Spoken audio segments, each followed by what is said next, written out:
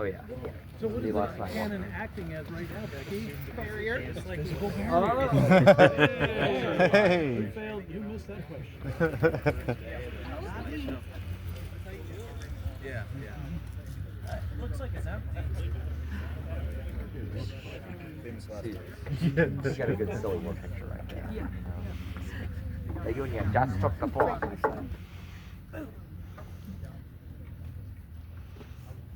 Grabbing my earbuds real quick away, so I'm like, Well, you gotta know what it sounds like. I'm gonna wet it right now. You guys talking about the Napoleon sponge. It's just a funny stuff. It's colossal. It's quite the sponge there. Floppy.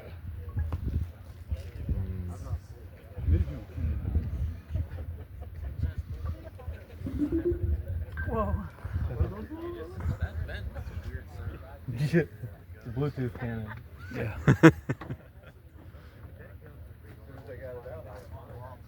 He's got a flashlight. Bore scoping it. Yeah. Well, we got a bore that big, you might as well. Yeah.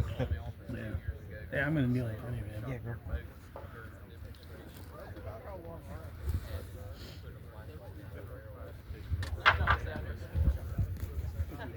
They always talk about that all the time. All right, tell me when you all right, yeah, so everybody, you want to talk time?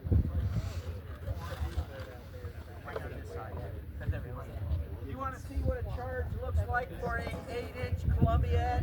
Now I know a lot of you got this little stuff like that.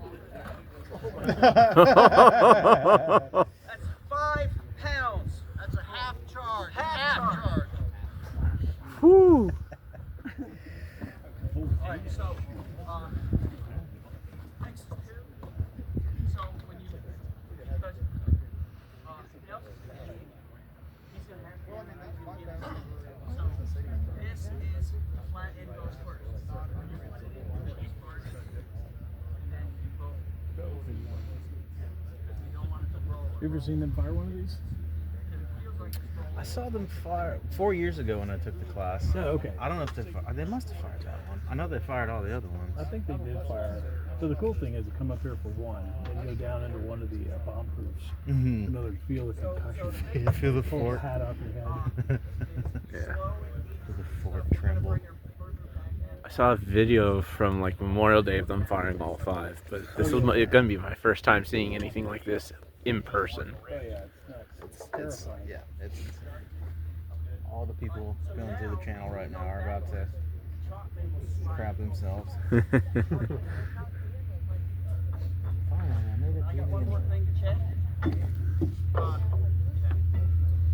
got 4 friction pilings in there. So you're set.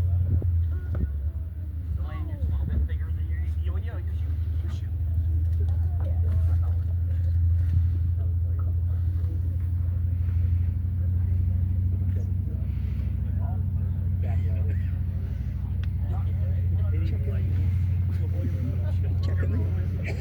Wherever you get in there. All right. Wherever you get. I'm gonna try to stay out of your way. Yeah, that's the whole thing. I'll be doing it. Yeah. And really, going, you know, it's here when you bring it in, then, you know, you can get it there, then you'll be out of the way. Because they can only go 6 inches. All right, so I'm gonna bring her out of battery a little bit. You don't want to get more up until I get up there. All right, 10 years. All right, we're already engaged. In gear. All right, I believe this is mostly our class, but in case there's a few other regular public that's happens to be here, welcome to Fort Macon State Park. If you're wondering why we got so many characters dressed up in strange-looking clothes, we are in the middle of our 4-year cycle of historic artillery safety officer training.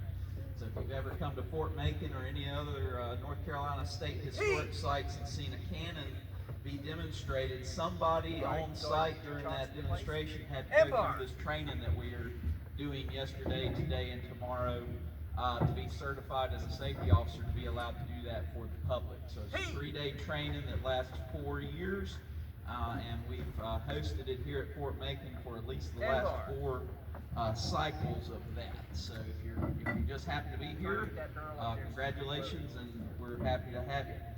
What we're going to do is shoot our 8-inch Columbiad. We're kind of fortunate and blessed to have these large guns here at Fort Macon, and a lot of our students this week have probably never been able to see something this large shot before. This is patterned after model 1861 Confederate Rodman Columbiad. It shot an 8-inch cannonball, which solid weighed 65 pounds and had about a range of about 2.6 miles. That is a smoothbore weapon going that far. We used a service charge of 10 pounds of gunpowder for each shot. We will be shooting a blank charge of only 5 pounds for you today, but it will be plenty loud for you, I promise. We will give you a warning before we actually shoot it. Now, the barrel alone on this cannon weighs about 9,300 pounds, 9,300 pounds. So you see these guys going very slow as they roll it to what we call out of battery. You don't want to let this thing get loose on you. For all my fellow students who've been working on the field guns the last couple of days, these have a lot of similarities on what we're doing, but the procedure in a few spots are slightly different. So checking the piece up front right now, you'll notice the 1 and 2 both have hands on the worm and the sponge and the rammer as it does its performed function. When we get on later, the other big change is number 3 actually pulls the lanyard instead of number 4 on a field gun. So that's a couple of the main differences you'll see. We always load these guns in the out of battery position, which is where they are right now with the barrel rolled towards the rear. That lets the cannoneer stay in the somewhat protected area behind the knee wall of the fort instead of having to stand up here where I am as a better target. So we tend to keep this one stored out of battery, just trying to distribute the weight a little bit better on the platform. But if it had been in battery, the first thing they would have had to do is manually roll it out. So they've inserted the charge.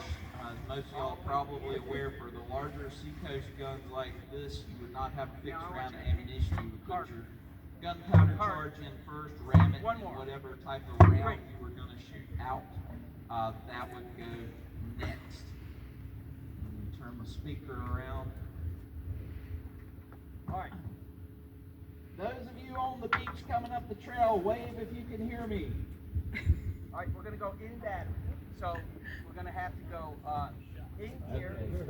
Guess what? It's photographers. Alright, heave! Yes. They look like they're stopping to take more pictures where they're in the safe zone, so it should be okay. You jump up there. I'll holler if not. Jump up, help. Alright, once the charge has been loaded, they have to roll this monstrous barrel back into battery.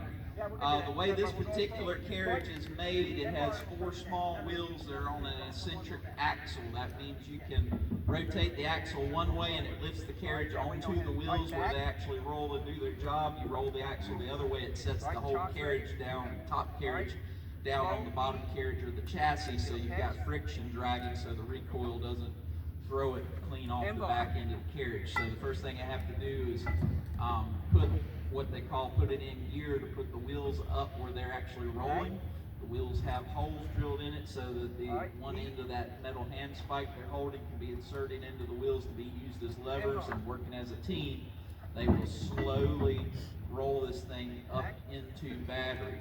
We've got 2 extra cannoneers on the front working the chocks. That's just an added safety precaution because, like I say, that all that mass, you really don't want to let it get loose from you rolling down into the forward position and have it tip over or do some other bad stuff. So this is definitely one of the slowest cannon procedures we do here at Fort Macon. This is also on a center pintle carriage. That means this gun can be rotated a full 360 degrees. most of the Columbiads and the larger guns that were here at Fort Macon in the 1860s during the Civil War were on the center pintle carriages so that it could be pointed any direction they needed, whereas the majority of the 32-pounders and 24-pounders were on a front pintle where you only had a certain degree of aiming left to right. They had to be disappointed. I'm sure in them days they just. During the battle at Fort Macon in 1862, we had 54 guns mounted in the fort. Of those 54, 5 of them were 8-inch Columbiads like we're about to shoot for you today. We had two larger cannons and a 10-inch Columbiad. We have an original barrel on the outer wall out there that we do not fire because it's original and sat on the bottom of the ocean for many years until we were able to acquire it. But it is sitting in the location where one of the two 10 inches sat. The other one was on the inner wall over in this direction right there. We also had a couple of rifled cannons that could shoot out up to about 5 miles away, which is pretty crazy. I keep thinking they're about done. There they go. They just rolled the axles over to pull that thing out of gear and put the top carriage onto the bottom. The next few steps are going to be very similar to what we've been doing the last 2 days training. They're going to go to the ready command where the friction primer will be attached to the lanyard and inserted into the vent up top. And once that's done, you're going to see Mark the gunner when he climbs off the cannon. We're going to be getting close and ready to actually fire this thing. Remove them. They go parallel to the artillery piece on the deck. Parallel here. Use that one instead. To the left.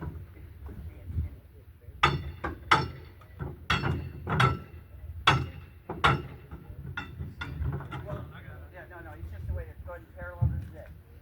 All right.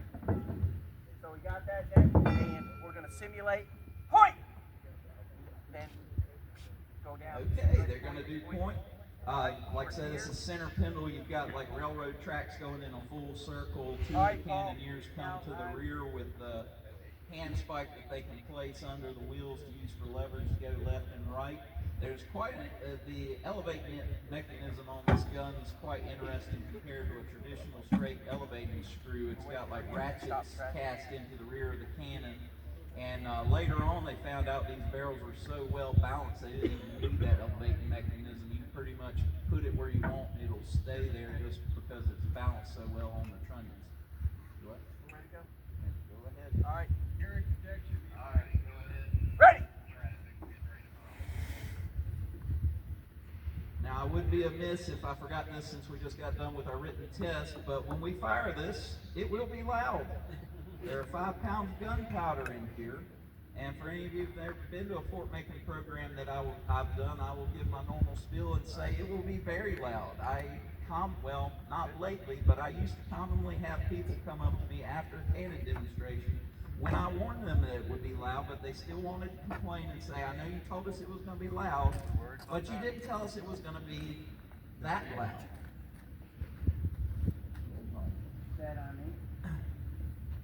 Guys walking up the trail on the beach, I need y'all to stop. I need y'all to stop right there at that red sign until the cannon goes boom, please. It'll only be a second or two. Thank you.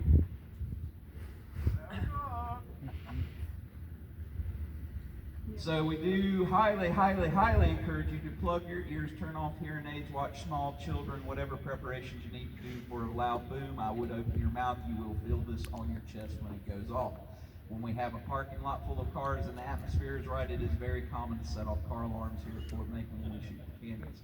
All right, are we ready? Fire!